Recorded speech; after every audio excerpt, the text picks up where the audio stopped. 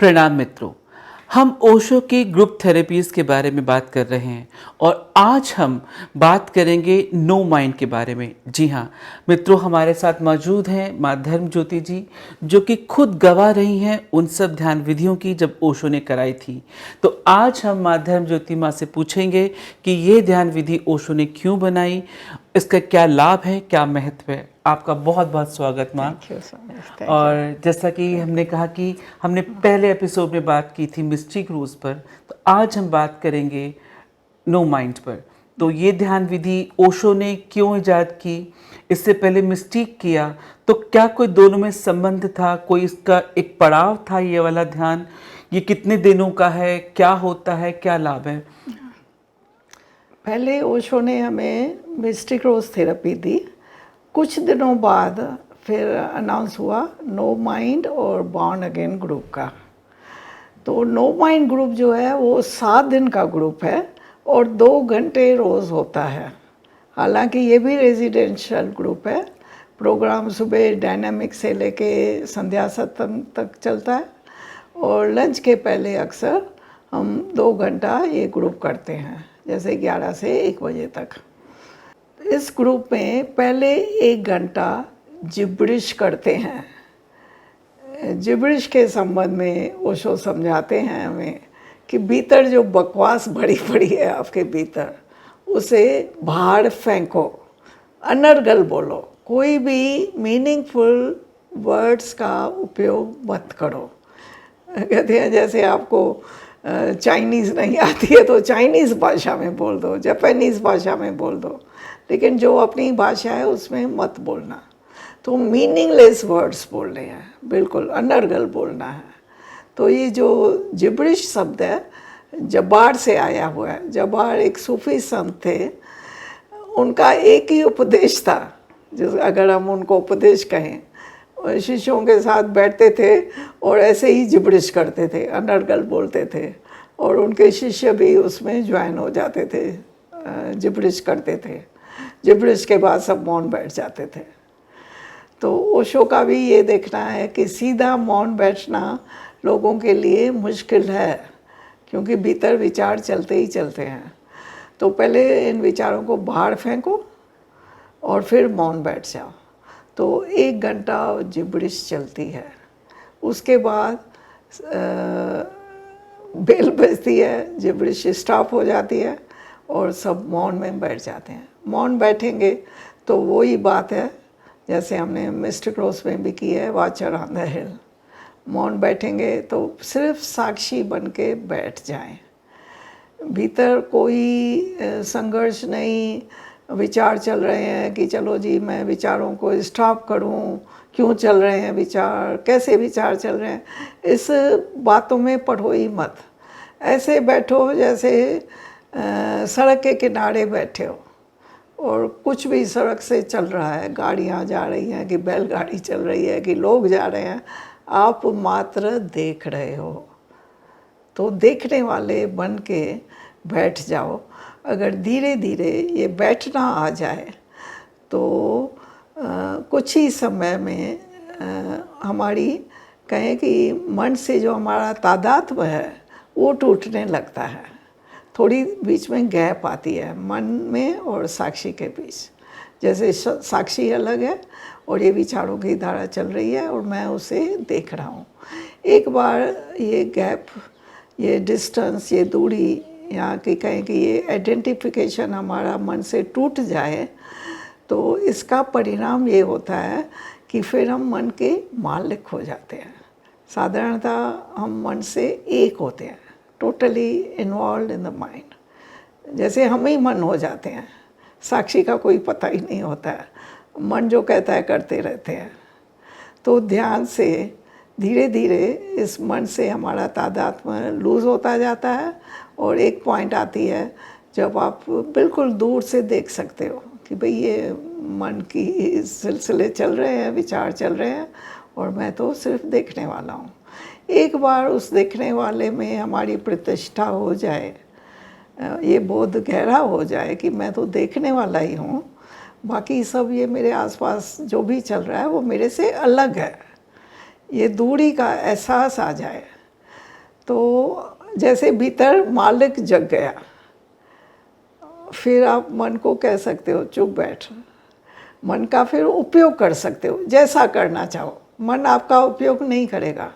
ऐसा नहीं है कि नो माइंड मतलब आपका मन मर जाएगा। जब तक शरीर है, श्वास चल रही है, मन रहेगा। मन का अपना उपयोग है संसार में। मन के बिना कैसे जिएंगे? जब तक श्वास चल रही है मन भी रहेगा। तो ये भी एक गलत फहमी कभी हो जाती है साधकों को कि मन को मारना है, मन से लड़ना है। न मन से लड़ना है न मारना है, मन को मात्र देखना है और मन से अलग होना है। तो ये नो माइंड ग्रुप का जो कहें कि मेन जो आवर है वो सेकंड पार्ट है। पहले घंटे में हम सफाई करते हैं, थोड़ी मन को बाहर फेंकने का करते हैं कि जो भी चल रहा है उसको फेंको फेंको बाहर फेंको। और फिर असली ध्यान शुरू होता है सेकंड आवर में, जब हम चुप बैठते हैं, मौन बैठते हैं। तो पहला जिब्रिश हुआ, हाँ, फिर मौन हुआ। हाँ, जिब्रिश और मौन। जब ओशो हमें खुद जिब्रिश ध्यान करवाते थे तो जिब्रिश पर उनका काफ़ी मतलब ज़ोर था कि जिब्रिश करो। अर्ली डेज में जब मेडिटेशन कैंप्स ओशो लेते थे उनमें भी जिब्रिश ध्यान करवाते थे वो। और जिब्रिश में ओशो कहते थे बॉडी को भी इन्वॉल्व करो। ऐसे बुद्ध बन के मत बैठो जिब्रिश करते टाइम। बुद्ध बन के जिब्रिश नहीं होगी।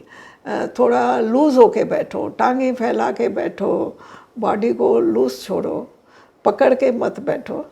और जिब्रिश हो रही है तो उसमें बॉडी को भी मूवमेंट करो जैसे बॉडी मूव करनी चाहिए। तो उससे जिब्रिश में आपकी गहराई बढ़ेगी। तो एक होता है जिब्रिश ध्यान, जो कि आप जैसे 15 मिनट जिब्रिश कर ली, 15 मिनट मौन बैठ गए, घर में अगर कर रहे हो। लेकिन ये जो नो माइंड ग्रुप है वो फिर 2 घंटा करना है और 7 दिन तक करना है। कमिटमेंट होती है एक। ओशो ने 7 दिन दिए हैं कि आपकी ध्यान में धीरे धीरे गहराई बढ़े। तो ये डेली 2 घंटे का प्रयोग हाँ, रहता है। 2 घंटे का ही प्रयोग है और 7 दिन तक चलता है ये। बड़ा ही इंटेंस है ये ग्रुप, भी बड़ा इंटेंस है। तीसरी थेरेपी जो ओशो ने हमें दी उसको नाम दिया बॉर्न अगेन। हाँ जी। मतलब पुनर्जन्म, दूसरा जन्म, फिर से नया जन्म। तो ये भी बड़ी कहें हल्की फुल्की थेरेपी है, लेकिन बहुत ही ये भी इंटेंस है अगर कोई ठीक से करे तो। ये भी 7 दिन का ग्रुप और 2 घंटा रोज़ करते हैं। वही अक्सर लंच के पहले ही होता है 2 घंटा। तो पहले घंटे में पार्टिसिपेंट्स को इंस्ट्रक्शन देते हैं कि बचपन में जो जो करना चाहा था आपको नहीं करने दिया गया वो सब करो। Relive your childhood. वो छोटा बच्चा हमारे भीतर अभी भी जिंदा है, हमने उसको दबा दिया है भीतर।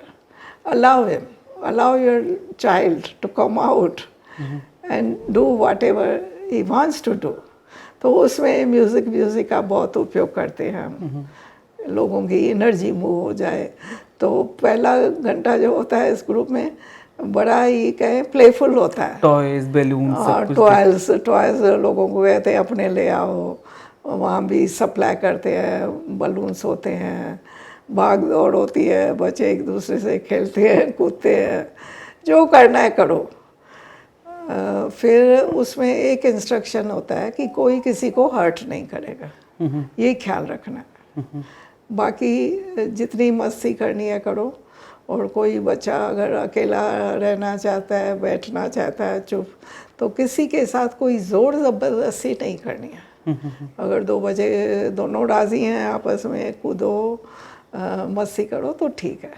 लेकिन कोई किसी को ज़बरदस्ती खींचे ये वो अलाउ नहीं करते हैं। तो मेन होता है कि रीगेन योर चाइल्डहुड। जैसे बताते हैं ना ओशो कि unless you are born again. Born again means unless you regain your innocence of the childhood. जो चित्त की अवस्था, भाव दशा में हम पैदा हुए थे, जब हमारा मन निर्मित नहीं हुआ था, वापस उस भाव दशा में जाओ जैसे तुम पैदा हुए थे। तो यू आर बॉर्न अगेन। पुनर्जन्म, एक जन्म तो माँ बाप ने दिया, दूसरा जन्म हमें खुद को देना है, राइट। खुद को देना है। तो फिर इस 1 घंटे के प्लेफुलनेस 1 के घंटे बाद के बाद फिर 1 घंटा मौन बैठो। हाँ, मौन पर ओशो का बहुत जोर है। कोई भी विधि आपने देखी होगी तो उसमें एक मौन का चरण ज़रूर आता है। इसकी भी टाइमिंग्स 10 बजे के बाद सुबह? हाँ, मोस्टली ये जो 2 घंटे वाले ग्रुप है, मैं तो 11 से 1 तक ही करती हूँ। वो ठीक टाइम होता है। और इन ग्रुप्स में फिर हम ओशो का प्रवचन चलाते हैं, क्योंकि टाइम होता है बहुत। जैसे मिस्टिक रोज 3 घंटे का है तो उसमें पूरा प्रवचन नहीं चलाते हैं, कोर्स चलाते हैं छोटे छोटे। 3 घंटे का ग्रुप है तो ये 2 घंटे का ग्रुप है तो चलो पहले 1 घंटा प्रवचन चला लिया ओशो का, फिर थोड़ी ब्रेक करके फ्रेश होके आ जाओ, फिर ग्रुप शुरू करते हैं। इन तीनों विधियों में ऐसी कोई गलतियां जो साधक करते हैं, और क्योंकि आप इसकी फैसिलिट करती हैं, कौन सी गलतियां आप देखती हैं जो साधक करते हैं तो नहीं करनी चाहिए हमको, या किस चीज़ का विशेष ध्यान रखना चाहिए? गलती एक ही है कि बेहोशी में कुछ मत करो। जो भी करो, खाना खा रहे हो कि चल रहे हो, पूरा समय अपना होश साधो ना। आखिरी बात तो यही है, होश से जीना है। बाकी क्या सही है क्या गलत है वो हम उसके डिटेल्स में नहीं जाते हैं, हर एक को खुद देखना है। ऐसे जनरल इंस्ट्रक्शन दे देते हैं कि भाई बहुत पेट भर के मत खाओ।